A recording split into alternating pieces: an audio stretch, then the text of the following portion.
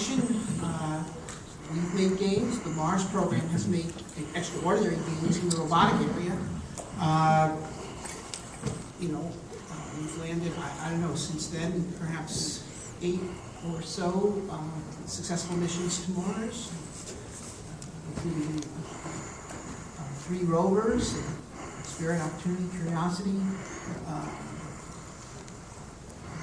about 4 orbiters, 5 counting the European one, so forth. And India has gotten to the game as well.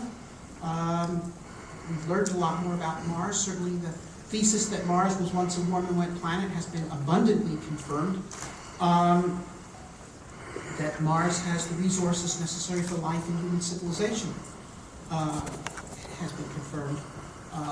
We've grown as an organization. We've got 2 operating Mars analog research stations, and they've been emulated by others. Other people are building them. One's been built in Hawaii. There's Chinese are building one. Okay, we've opened up a new field of research. But the one thing, of course, that we haven't done is gotten an actual Humans to Mars program going. Or to correct that, we actually did get one going, but then it was aborted in the Bush vision for space exploration. And actually, that's a real problem. The real problem that we face, well, frankly, the U.S. space program has faced since the end of Apollo, is that it hasn't had a clear objective. With the exception of the years 2005 through 2009, that is the Griffin years, NASA has not had an objective for its human spaceflight program. They have been proceeding, I think there were problems with Griffin's plan, but at least it was a plan. Before then and since then, NASA didn't have a plan. So if Griffin's plan was wrong, NASA currently is not even wrong. Quote Richard Feynman. So, in a way, this is the problem. This is an image from NASA on a vision of how humans might go to Mars someday. And this is a gigantic nuclear electric spacecraft.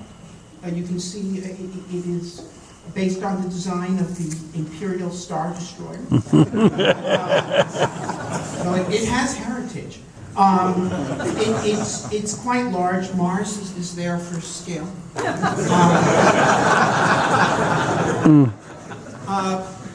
Now, and the great thing about this space destroyer is that it includes within its design every new technology that anyone is interested in getting money to develop. Mm-hmm. So, if you have this as your vision, you have an excuse to spend money on anything. Okay?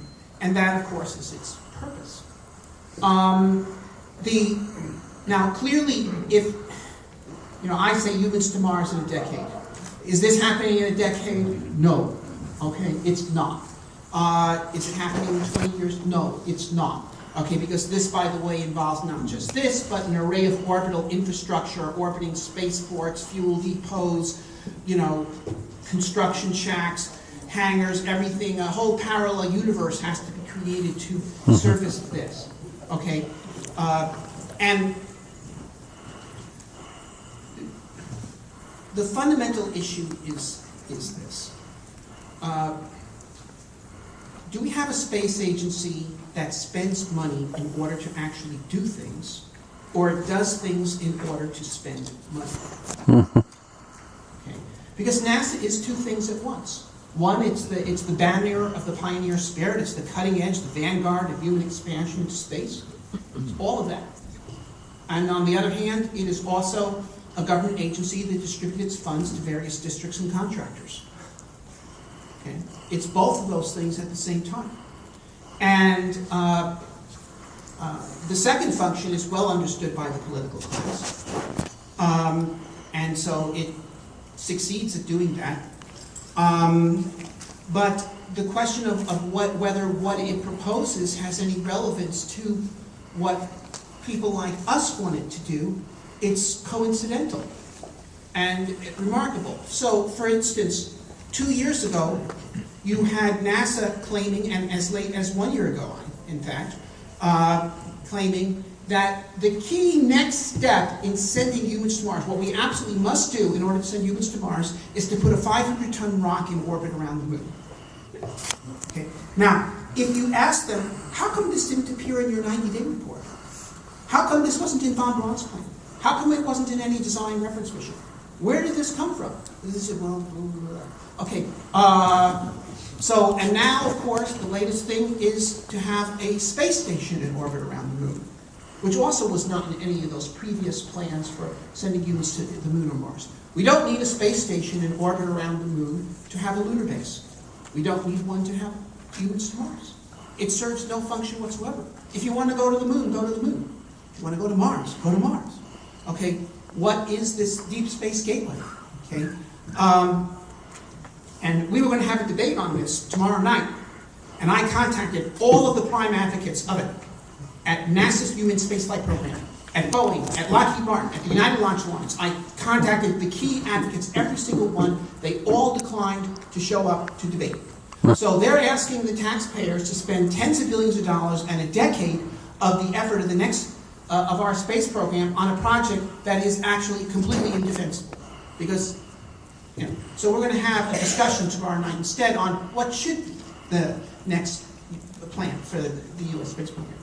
But the fundamental issue is this, okay? Do you spend money to do things, or do you do things in order to spend money? Do you design the most complex and far-fetched plan you possibly can in order to have a rationale to make everyone's pet program indispensable? Okay, or do you design the simplest plan? Do you run your company to get the job done, or do you run your company to please your vendors? It's fundamentally it. So that's the issue that is before us.